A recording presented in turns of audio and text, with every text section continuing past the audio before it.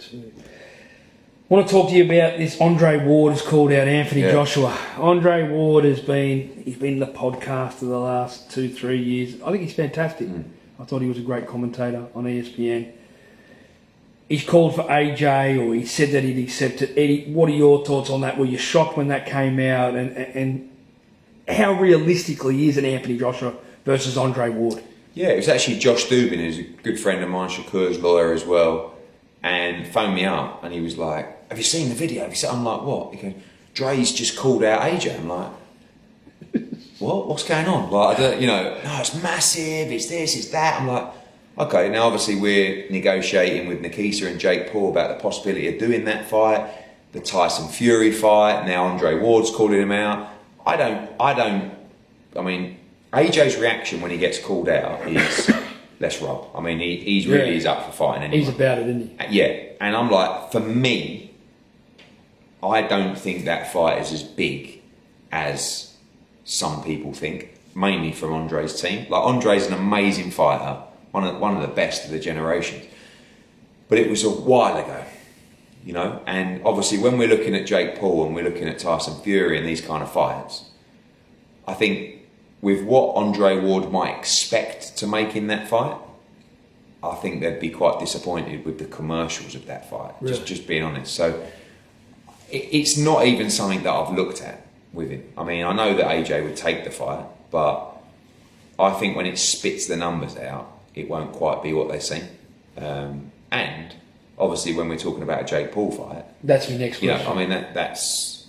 Is that more realistic? Yeah, for sure. I mean, sorry to cut you off. Is that because you want to see it happen and AJ beat Paul down? Yeah, because I think he will. Partly. I mean, that's partly what everybody wants to see. That's partly why people would tune in. But you have to be. I think in these kind of situations, you're better off just being honest and saying, number one, we really need a warm-up fight before we go into Tyson Fury or Usyk or Dubois or I don't know, whoever it's going to be. He's been out of the ring for a year almost now. He's going to come back with some kind of fight. Now, is Jake Paul a warm-up fight? Not really. I mean, and I can't sit here and tell you, this is a great fight, this is competitive, this is, it's not. It's a top 75 cruiserweight fighting AJ, right? So it's not something we would ever look to make. No. But it's Jake Paul, right? And I can't, as someone that represents Anthony Joshua, sit back and not look at potentially the biggest payday of his career, or one of them, to fight Jake Paul, right? And, I know how big it's going to be. It's probably the biggest fight in boxing, bizarrely. And that's the world we live in today, You reckon AJ'd want to hurt him? I don't think he thinks of it like... I think he does. Yeah, I think he thinks, I'll smash him, I'll do. I do too. But what would happen is, Jake Paul would, in the build-up, it would be wild, and Jake Paul would get under his skin. And I think the time the fight comes around... Like, don't forget, Jake Paul's been saying he's got no chin, he's finished, he's this, he's that. Like, the reality is, Anthony's not just always this really nice guy. He's a bad man as well. He can switch. And he will switch. And what he'll do is he'll batter him. I'd like to see it, personally.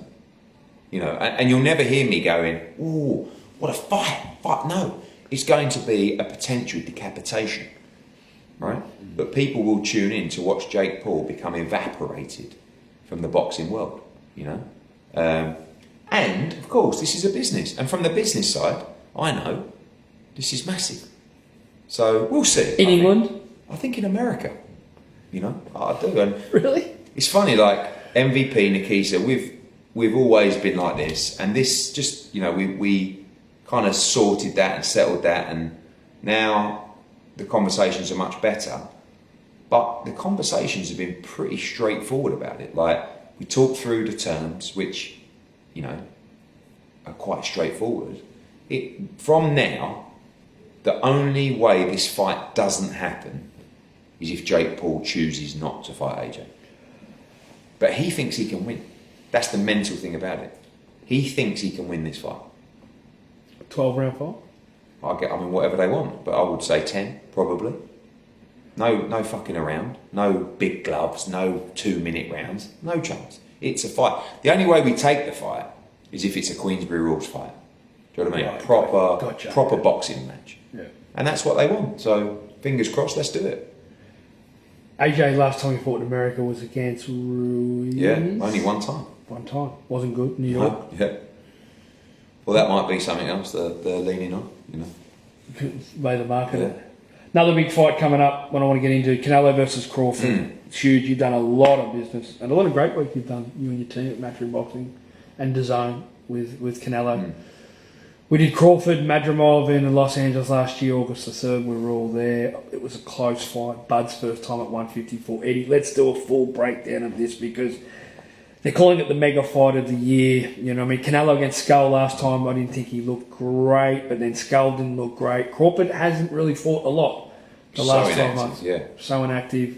Your thoughts on September the 13th? I think it's a great fight. I mean, it's two guys that are coming towards the back end of their careers, but two legends, pound for pound legends of the sport. A fascinating fight between two guys with tremendous ring IQ. I guess the big conversation is how the weight will affect Bud and how he will respond to the size. We got a situation where in Los Angeles, Crawford didn't look that big against the 154. In fact, I thought Matchroom looked the bigger, the stronger guy in that fight. I thought it was a very, very close fight, that fight. Now you're going up 2 divisions at 168 for Canelo Alvarez, who is, a pound for pound legend of the sport. Against Skull, he didn't look great. The movement didn't look great. I didn't think his legs looked fantastic. And I think if Terence Crawford decides to box elusively in this fight, I think he's going to really have success. When he gets hit, that's really the $1 million question. How can he hang at 168? When you spend time with both of them, they're both so confident, you actually can't see him losing. Bud talks a brilliant game, and he's walked the walk continuously. And he has probably the best boxing IQ in the game. I probably, and Canelo's my guy, but I probably lean slightly to Crawford in this fight, which me and you debated over a coffee downstairs. I know that I think you maybe go the other way, but I think that Canelo will be a favourite going in, but it wouldn't surprise me at all if Crawford could do it. Shakur, Crawford, these incredibly slick boxers. Is Crawford probably the best you've seen since it's like a Floyd Mayweather? Yeah, I really rate Shakur as an incredible talent. I mean, he is watching that Zepeda fight, and Zepeda's a really good fighter. When you talk about lightweights, he's top 3, top 4, and work rate. It was just the ease of Shakur when he's getting backed up, just sitting on the ropes and incredible. And those guys are very close. Shakur, Crawford, all those kind of guys. So it's just the IQ of those guys, It'll be really interesting. I think Bivol really did set the blueprint of how to beat Canelo Alvarez. What you do is you're slick, but you throw punches in bunches, you move into range, bomb, out of range. You do it again, because Canelo's not that active. He doesn't throw a lot of punches. And he hates movement, hates it. Crawford's got Crawford, to be honest, Crawford's got to probably make it a little bit of a stinker. Do you know what I mean? And just don't worry about the crowd booing like they do in America after one round. You've just got to go in there and just win rounds. And I think Crawford will win rounds in those fights. Oh, yeah, definitely. Especially the early rounds. So Canelo may have to do something and try because he's not that active. I don't think he really wants to work that much. What do you think of him when he fought Belanga? Dropped him in the second round, hard left hook, was freakish left hook. Yeah, but when was the last time Canelo got stoppage?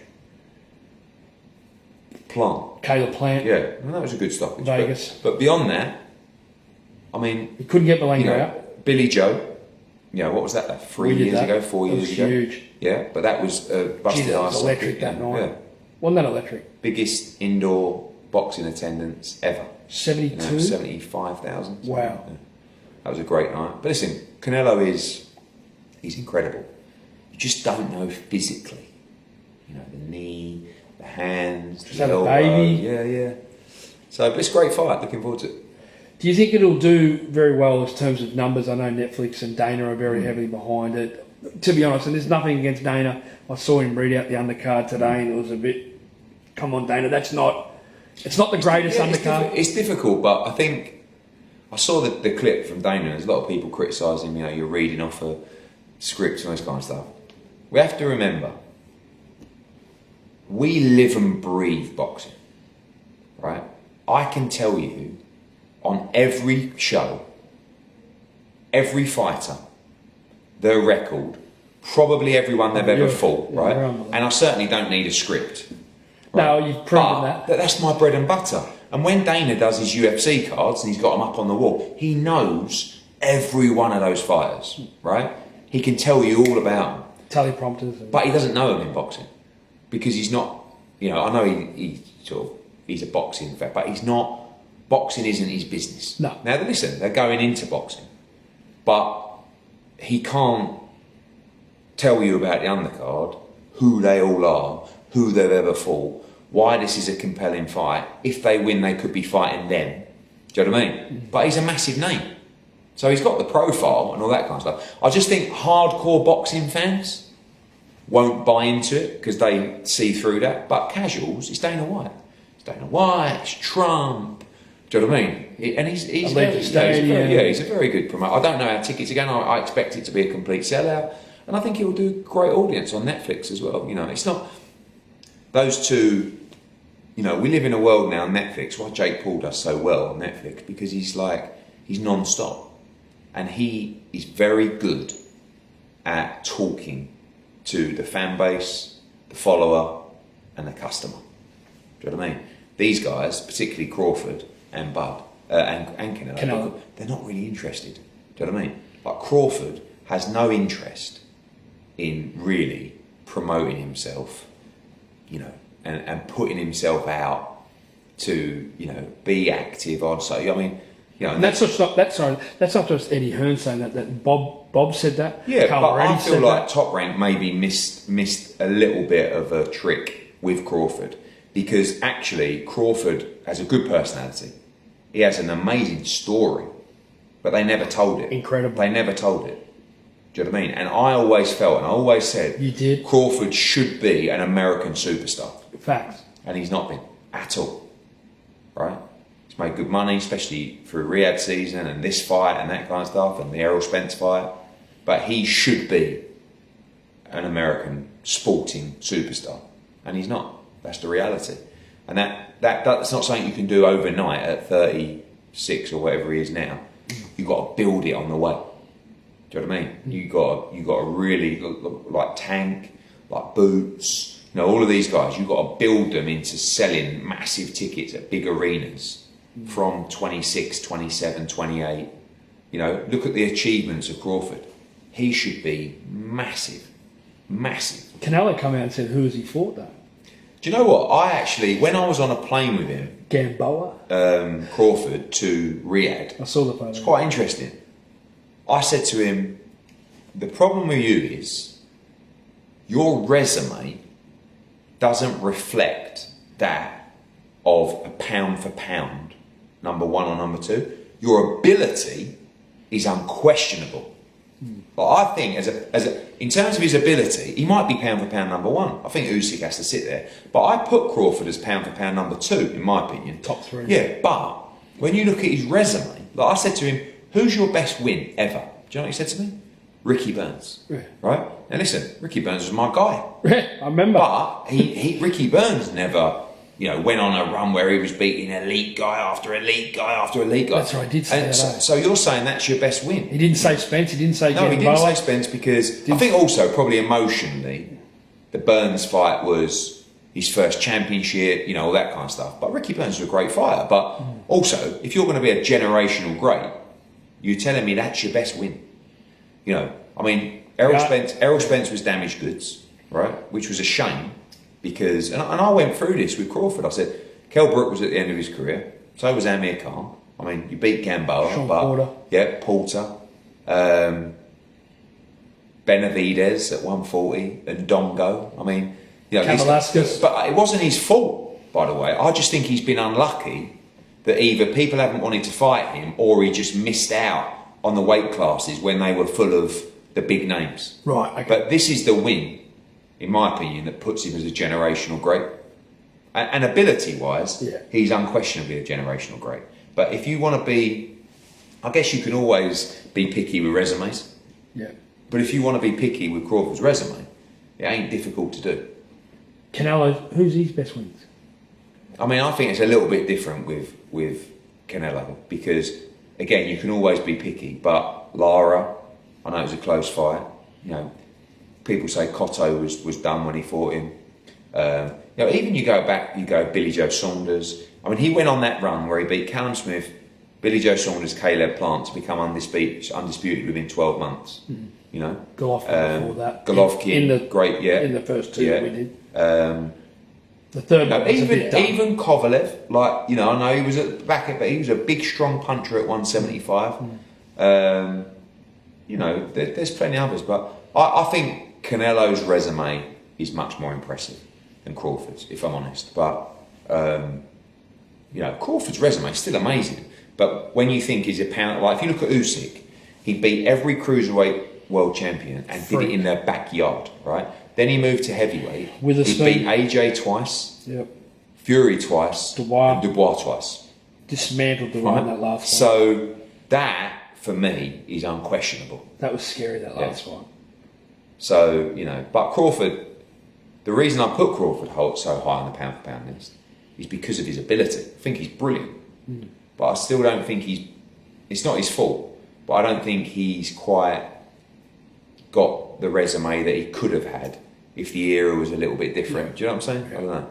The winner, if it's Canelo or Crawford, where do they sit next? Because we know Canelo's got all these people, and Al's got a few of them, you know what I mean, and Samson and these, you know, we're talking about Benavidez and that, but is Canelo sort of, this is the fight, and even if, is it Crawford, is this sort of, we're getting to the latter stages, this could be one of the last, or, you know, second last or last fight that we see these guys. Yeah, I think the end is near for both of them, if I'm honest. I mean, I think, you know, Turkey's got a plan with Canelo to do more fights. I think the Hamza Shiraz fight is a fight that personally Canelo really likes, Turkey really likes in the kingdom. For Crawford, be interesting on the weight, you know, see, he's a 154 right now. I mean, he was at 47, probably outgrew it, but he has also gone from 35 to 40 to 47 to 54 to 68. It's a big jump, right? Now, if he comes back to 54, Jerome Boots Ennis against Lima is a final eliminator for the WBA title, October the 11th. I would love to make Boots against Crawford. I think that is one of the best fights in boxing. Win or lose against Canelo Alvarez. Do you know what I mean? But if he loses and comes back to 54, he'll have to fight Boots if he beats Lima. So that's going to be interesting. I don't think Crawford, again, I don't know him really well, but like talking to him, I don't think he plans to hang around too long. I'm not speaking out of turn, but I don't think that's necessarily retiring after this, but I don't think he's thinking, yeah, I've got another 2 years or 3 years, you know. I think if he got beat against Canelo, I'm not sure if he'd want to come down and fight Boots and give him that opportunity. Do you know what I mean? But he's also made a lot of money. I mean, don't get me wrong. Like the Spence fight, the Madrimov fight, and this fight. But look how inactive he's been. That's what worries me, Eddie. He boxed Madrimov in August of last year. Right? So he's been out for a year. And wasn't it Spence was about a year before that? Or correct. Something like that? July 22. Was it? Mad. I was there. So he's had 2 fights in 2 years. Unbelievable event. But at the weigh-in, I thought, geez, Spence don't look good at this weight. Mm. Yeah, but Spence another great fighter, but damaged goods. Will he come back, Aaron? I don't think so.